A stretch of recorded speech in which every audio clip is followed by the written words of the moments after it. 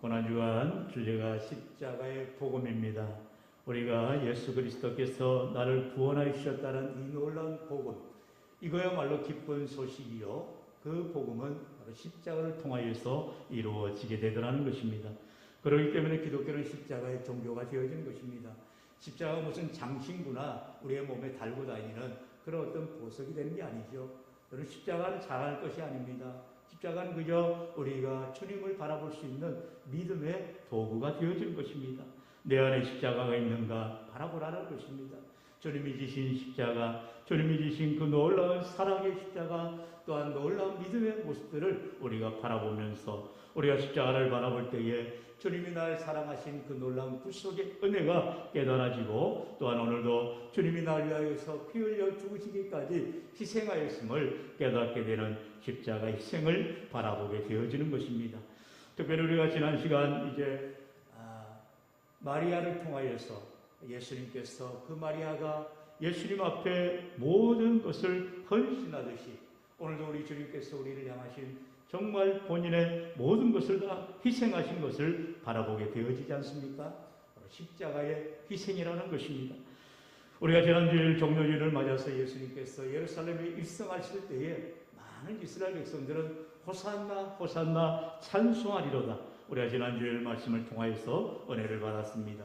그러나 그 가운데에는 예수님이 정말 구주로 오시는, 십자가를 지러 오시는 것을 깨닫지 못하고 그저 이스라엘의 왕으로, 어떻게 보면 자기 민족을 구원할 어떠한 혁명가로만 생각했을지도 모릅니다. 하지만 예수님께서는 정말 십자가를 지시기 위하여서 피 흘려 죽으시기 위하여 이스라엘에 입성하시고, 또한 예루살렘에 입성하신 예수님께서 골고다의 언덕에 오르시기까지 순종하며 나아가는 것을 보게 됩니다. 그것은 바로 마태복음 20장 28절의 말씀처럼 인자가 온 것은 섬김을 받으려 함이 아니라 도리어 섬기려 하고 자기 목숨을 많은 사람의 대속물로 주려 함이라. 예수님께서 이 땅에 오신 목적은 바로 대속물로 자기 몸을 들여 희생의 제사가 되을 때 바로 우리를 구원해 주기 때문이다라는 것이죠. 그래서 본문 23절로 예수님 말씀합니다. 예수께서 대답하여 이르시되 인자가 영광을 얻을 때가 왔도다. 내가 진실로 너에게 이르노니 하나의 밀이 땅에 떨어져 죽지 아니하면 하나를 그대로 있고 죽으면 많은 열매를 맺느니라. 할렐루야. 여러분, 하나의 밀알 썩어져 죽어야 열매를 맺게 된다는 이 진리를 우리 주님이 말씀하고 있어요. 인자가 하나님의 영광을 얻을 때가 왔도다. 이제 예수님께서 십자가에 죽으시고 부활하셔서 하늘 영광 보좌에 오르셔서 하나님 보좌 우편에 앉으시는 그 영광을 얻을 때가 온다는 것이죠. 그러나 그 영광은 먼저 십자가를 지나가야 된다는 것이죠. 우리가 잘 아는 격언과 같이 No cross, no crown인 것입니다. No gain, no pain, no gain인 것입니다. 고통이 없이는 기쁨이 없어요. 십자가가 없이는 영광의 멸관이 결코 주어지지 않는다는 것입니다. 낮아져야 올라가게 되어지는 것입니다. 예수님께서 가장 낮고 낮은 곳으로 오셔서 가장 비참한 죽음을 당할 때에 하나의 밀알과 같이 땅에 떨어져 죽게 되는 것입니다. 요한복음 15장 8절에 우리 주님께서 너희가 열매를 많이 맺으면 내 아버지께서 영광을 받으실 것이요 너희는 내 제자가 되리라. 우리 주님 말씀하시지요. 열매를 많이 맺어야 하나님께 영광을 돌린다는 것입니다. 그러면 이 열매를 많이 맺는다는 게 무엇을 말하느냐? 하나의 밀이 되라는 것이죠. 하나의 밀이 되어서 그 씨앗이 땅에 떨어져 죽을 때에 많은 열매를 맺게 된다는 우리 주님의 말씀. 이게 바로 낮아질 때에, 희생할 때, 섬길 때에 우리 하나님께서 영광을 받으시는 원리를 말하고 있는 것이죠. 우리 계시록 본문 25절 26절 함께 읽을까요? 시작. 자기의 생명을 사랑하는 자는 잃어버릴 것이요 이 세상에서 자기의 생명을 미워하는 자는 영생하도록 보전하리라. 사람이 나를 섬기려면 나를 따르라. 나 있는 곳에 나를 섬기는 자도 거기 있으리니 사람이 나를 섬기면 내 아버지께서 그를 귀히 여기시리라. 아멘. 나를 섬기려면 나를 따르라라고 우리 주님 말씀하죠. 나를 따른다는 것, 예수님의 길을 따라간다는 것, 그것은 고난의 길을 걸어가는 것이요 죽음의 길을 따라가는 것입니다. 우리 세상 모든 사람들은 넓은 길을 원하고 자기 영광 받기를 원하고 자기 존경 받기를 원하지요. 그러나 주님은 이 세상 영광, 이 세상 존귀, 이 세상 명예를 따르지 않았지요. 오직 하나님께서 말씀하신 그 고난의 길을 믿음으로 나아가신 것입니다. 저와 여러분도 마찬가지죠. 예수님을 닮은 그리스도인이라면, 정말로 그리스도를 따르는 자라면 주님처럼 세상 영광 구하는 것이 아니요 오직 주님과 같이 믿음의 길을 걸어가는 것이죠. 헌신의 길로, 희생의 길로, 순종의 길로 나아갈 때에 땅에 떨어져 죽은 미달과 같은 한 알의 밀이 떨어져야만, 한 알의 밀이 땅에 떨어져 죽어야만 열매를 많이 맺게 된다는 사실을 오늘 저와 여러분에게 분명하게 말씀하고 있는 것이죠. 그런데요, 이 일은 결코 슬픔이나 결코 고난이 아니라는 것이죠. 요한복음 16장 22절 24절에 말씀합니다. 한 절씩 교독해 봅니다. 제가 먼저 22절 읽습니다. 지금은 너희가 근심하나 내가 다시 너희를 보리니 너희 마음이 기쁠 것이요 너희 기쁨을 빼앗을 자가 없으리라.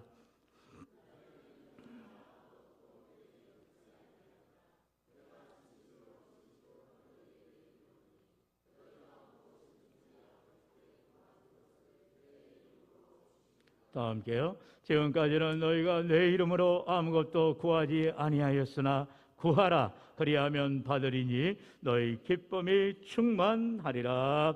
아멘.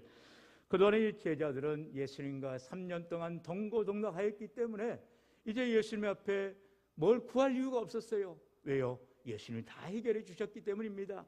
예수 이름으로 기도할 이유가 없었어요. 예수님이 곁에 계셨기 때문이에요. 그러나 이제 예수님께서 십자가 지시고 이제 죽으시고 부활하신 후에는 우리에게 성령을 주셔서 예수 이름의 권세를 주셔서 우리로 하여금 예수 이름으로 구하라는 것입니다. 그러면 다 주시겠다, 또한 기쁨이 충만하겠다 약속하고 있다는 것입니다.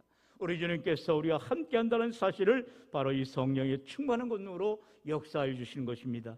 오늘 이 시간 하나님의 말씀대로 우리가 믿음으로 기도할 때에, 예수 이름을 의지하며 간구할 때에 우리 하나님께서 반드시 들으시고 응답해 주시는 은혜가 있게 되는 줄로 믿습니다. 그러면 문제는 무엇입니까? 우리가 정말로 주님을 의지하고 있는가? 예수 이름을 간구하는가? 예수 이름으로 기도하는가인 것입니다. 구하지 않는데 얻을 길이 없지요. 여러분, 우리가 주님 앞에 나와 예수 이름 의지하여 믿음으로 구하는 자들이 될 때 우리 하나님께서 그 기도마다 들으시며 응답하여 주신다는 사실을 꼭 기억해 하라는 것입니다.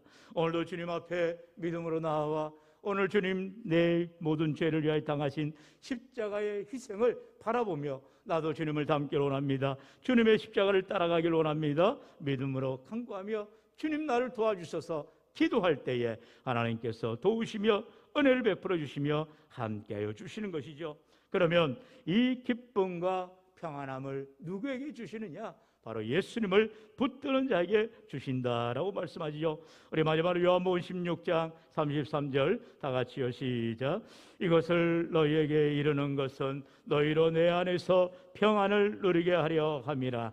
세상에서는 너희가 환난을 당하나 담대하라. 내가 세상을 이기었노라. 아멘. 여러분, 우리 주님께서 우리가 이 땅 가운데에서 환난을 당한다라고 말씀하세요. 고난을 당한다라고 말씀하세요. 여러분, 예수 믿는다고 질병에 걸리지 않고 죽지 않고 다 잘되고 다 성공합니까? 그러지 않죠. 여러분, 예수 믿어도 여전히 우리에게는 환난과 고난과 역경, 질병과 문제를 만나고 죽음이라는 가장 큰 문제 앞에 직면하게 되는 것입니다. 그러나 우리는 마음의 기쁨과 평안함이 있어요. 내가 환난을 당하지만, 내가 고난을 당하지만, 내가 질병에 걸리지만, 내가 비록 망하지만, 내가 죽지만 나는 다시 살아난다. 나는 다시 승리한다. 주님이 나와 함께하니 이 모든 환난과 고통과 역경이 지나간 후에 기쁨이, 감사가 넘치게 된다라는 분명한 확신을 갖게 되어지는 것입니다. 여러분, 예수님의 12 제자, 물론 가룟 유다는 자살로 인생을 끝냈지만 나머지 모든 제자들은 다 주님을 위하여서 순교의 각오로 살아갔던 것이요. 베드로는 예수님처럼 내가 어떻게 바로 십자가를 지느냐, 나를 거꾸로 매달아라. 그렇게 하면서 십자가를 거꾸로 매달아 죽게 되는 너무나 참혹스러운 죽음이지만 오히려 그 일을 통하여서 하나님께 영광이 되어지고 놀라운 승리의 면류관을 얻게 되는 것을 보게 됩니다. 여러분, 우리의 인생 가운데 이처럼 주님을 믿게 되면 내 삶이 당연히 헌신의 삶이요, 희생의 삶이요, 순종의 삶이 되어야 한다는 것입니다. 오늘도 남 얘기할 것이 아니죠. 저와 여러분의 삶을 얘기하는 것입니다. 내가 과연 주님의 길을 멀찍이 따라가고 있지는 않은 것인가? 십자가를 지러 가시는 예수님을 바라보면서 베드로는 멀찍이 따라갔어요. 심지어 예수님을 모른다라고 3번이나 부인하는 인생이었습니까? 여러분, 얼마나 안타까운 모습입니까? 예수님의 수제자라고 언제나 앞장을 서고 항상 자기가 당당히 얘기했던 베드로조차도 그 주님의 십자가 앞에서 무너지는 연약한 인생을 보여주었던 것이죠. 베드로는 변하지 않았어요. 베드로는 여전히 연약한 인생이었어요. 그리고 예수님이 십자가에 지신 이후에 그는 포기하고 자포자기하고 자기의 고향 마을 갈릴리로 가서 고기나 잡고 있는 또다시 평범한 인생이 되었습니다.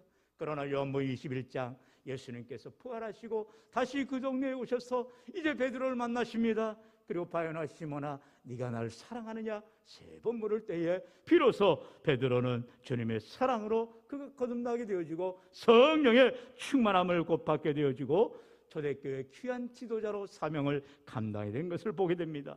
오늘 우리 인생 가운데에 참으로 내가 주님을 따른다라고, 내가 주님을 이해한다고 아무리 말해도 아무 상관없는 것이에요.